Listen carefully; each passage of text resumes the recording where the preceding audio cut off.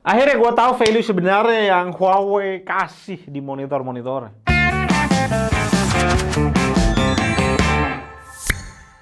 WaveDuck adalah sebuah game play to earn yang lagi rame sekarang ini. Sistemnya simpel, lu tinggal daftar kayak biasa, terus ke tab ini. Kita ke farm, langsung aja battle. Gratis! Pilih bebek yang paling atas aja, biar gampang menangnya. Tapi harus cepet, karena bebek yang bagus rebutan sama orang lain. Mainnya simpel, tinggal tebak-tebakan attack sama defense gitu doang. Tiap attack dan defense, kalian harus pilih dari 3 titik yang ada. Yang habis duluan kalah, sederhana banget. Buat yang menang, kita dapetin hadiah yang disebut Wave. Nah, Wave ini kita bisa beli telur dan bebek di marketplace yang sedain. Santinya, bisa kalian jual, di convert jadi rupiah. Detailnya, langsung aja kalian cek di deskripsi. Dari semua monitor Huawei yang gue udah review di channel ini, dari entry level 24 inch, ultra wide plus soundbar, dan 4K plus, sebenarnya dari tampak luar nih, Mateview 4K plus yang paling kelihatan value luar biasanya.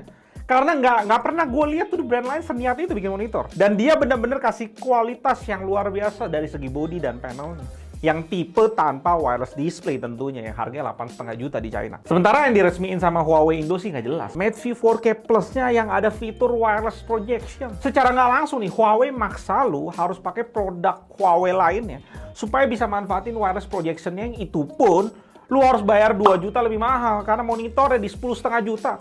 Plus Huawei cuma kasih lu garansi setahun.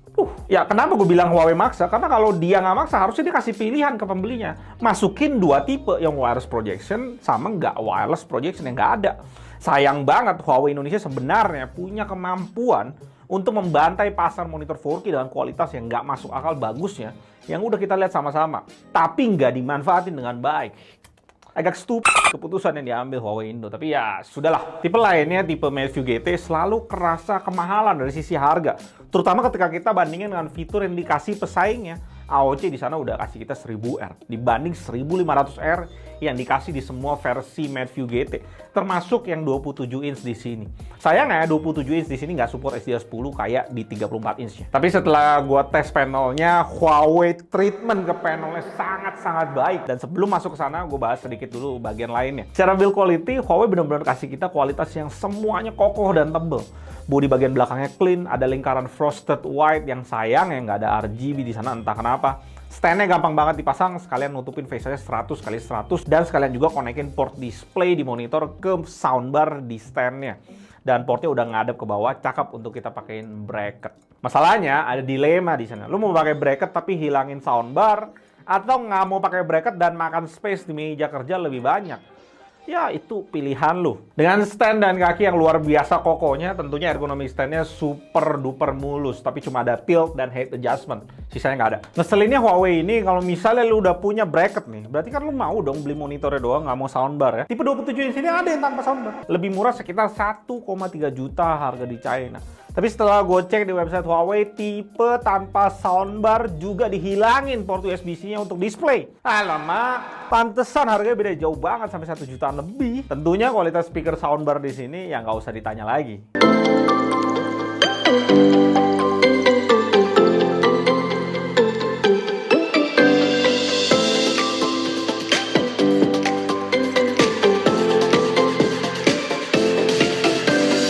Semua speaker di series Mateview adalah speaker terbaik yang pernah gue dengar di semua monitor yang pernah gue tes. Sangat kencang, jelas, bassnya kerasa, dan gak lupa dikasih aksen pemanis RGB lighting yang bisa lu pilih, presetnya banyak. Dan pastinya ngatur suara like a boss, man. Langsung slide aja. Di bagian atas monitornya ada 2 titik, di situ mic dari monitornya. Selamat datang di GT Edition yang paling canggih di 2021. Selamat datang yang paling canggih di 2021. Akhirnya mic sudah tidak ngebug di macOS.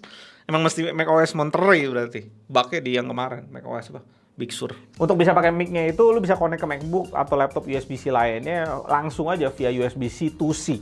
Di PC atau laptop lainnya bisa juga USB-C to USB-A biasa. Udah disediain juga sama Huawei. Dan ini nih, yang gue benar-benar suka dari Huawei, panelnya di treatment dengan sangat baik. Gamutnya sesuai klaim di website, sRGB 100%, P3 sampai 91, sehingga Rec 2020 cukup tinggi sampai 66%. Posisi Huawei ini cukup di tengah-tengah lah ya, dibanding monitor white gamut lainnya, dan masih kalah dengan Lenovo G27Q20 yang ada di posisi paling atas di segmen yang sama. Secara default bawaan pabrik, monitornya langsung pakai preset P3, dan bener-bener ini diurusin dengan baik sama Huawei. Akurasi putihnya rapi dengan CCT 6700 dengan gamma 2,2. Delta E cukup oke di 6,12. Salah satu yang terbaik dari semua monitor white gamut yang kita udah tes untuk treatment shade putihnya. Saturasi warna di palette P3 juga sangat baik di Delta E5, masih dalam batas rapi dan akurat. Hasilnya, akurasi warna di palette P3 udah masuk kelas akurat dengan Delta E6. Treatment kayak gini yang bagus dari Huawei ketika lu mau pakai untuk ngedit ataupun konsumsi media di color space di CP3 bisa dihandle dengan baik. Huawei posisinya tuh sangat tinggi ya, akurat dibanding yang lain, cukup jauh ninggalin Lenovo di segmen yang sama. Dan gak berhenti di sana, monitor ini juga kasih kita preset sRGB kalau lu mau kerja di color space itu. Akurasi putihnya kembali lagi kualitasnya oke, saturasi warnanya sangat akurat, hasil akurasi warna sRGB-nya akurat juga. Di treatment dengan baik sama Huawei. Di perbandingan dengan yang lain, Huawei ini cuma kalah dari 4K plus Huawei sendiri dan ninggalin jauh Lenovo yang berada cukup bawah. Gua udah coba untuk pakai preset custom dan gua kalibrasi manual dengan settingan ini, target gua ke 200 nits. Hasilnya sangat nggak memuaskan. Akurasi putih, akurasi warna, dan saturasi warna nggak menarik dibanding preset lain. Jadi gua kalibrasi langsung pakai Kalman dan create ECC profile di preset custom itu. Akurasi putihnya sih luar biasa bagus, tapi dari saturasi warna ataupun akurasi warnanya nggak menarik tetap. Karena hal itu, kalibrasi yang paling sempurna harus dilakuin di preset sRGB-nya. Maka keakuratan sempurna akan dihasilin monitor Huawei ini. Akurasi putih bagus banget, sangat akurat, saturasi warna juga sangat bagus, dan akurasi warnanya dipepet habis sampai sangat akurat di Delta E ITP2. Karena ini panel VA secara kontras, ini jauh lebih bagus dibanding panel IPS pada umumnya. Kita bisa dapetin 2,555 banding 1. Kontras kayak gitu ngebuat kalian nonton ataupun edit konten yang gelap akan jauh lebih detail dibanding kalian pakai panel IPS. Bayarannya yang harus kalian tanggung ya motion blur-nya yang sangat nggak cocok dipakai untuk main game kompetitif apapun.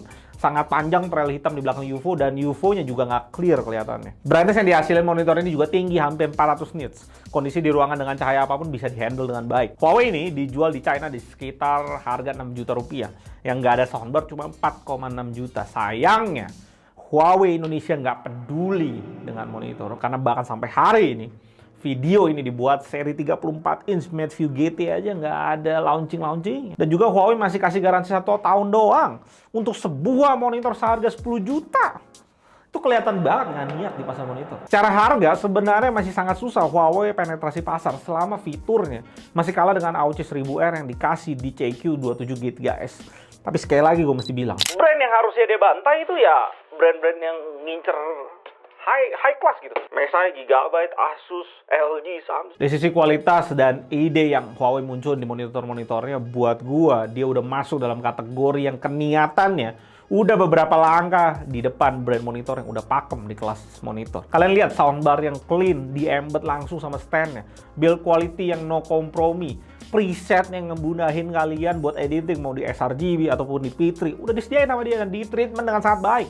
Plus pentil untuk mainin OSD-nya udah nikmat banget, maininnya lu gampang untuk ngerubah ke preset manapun. Monitor sebagus ini kalau masuk ke Indonesia sebenarnya Huawei bisa langsung bantai dua brand yang selalu jualan overpriced di Indonesia, MSI dan BenQ. Sayangnya dia nggak mau dan nggak tahu mau sampai kapan dia baru peduli. Tapi ya sudahlah. Monitor ini akan gue jual, yang beli berarti jadi satu-satunya orang di Indonesia yang punya.